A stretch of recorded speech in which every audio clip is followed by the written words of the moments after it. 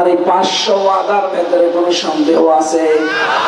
আল্লাহ পাক এক নম্বরে ওয়াদা দিয়েছেন, এই জমিনে যারা আছে এই মানুষগুলোর জন্য প্রথম ওয়াদা হচ্ছে ওয়াদাল্লাহুল্লাযীনা আমানু মিনকুম ওয়া আমিলুস সালিহাত লা ইস্তাখলিফান্নাহুম ফিল আরদ কামা ইস্তাখলাফাল্লাযীনা মিন ক্বাবলিহিম।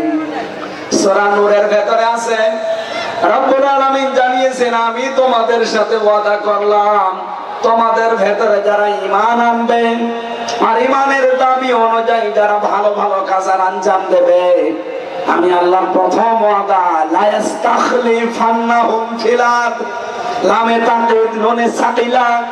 আল্লাহ বলেন আমি গ্যারান্টি দিয়ে বললাম এই জমিনের শাসন ক্ষমতা আমি তাদেরকে দেব।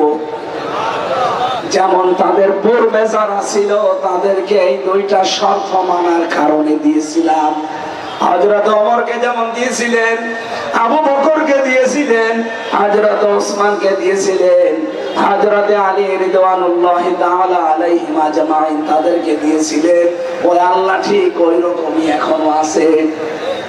কথা বলেন না, উনি এখনো ওই রকমই আছেন, একটু হালকা দুর্বল হয়ে গেছে।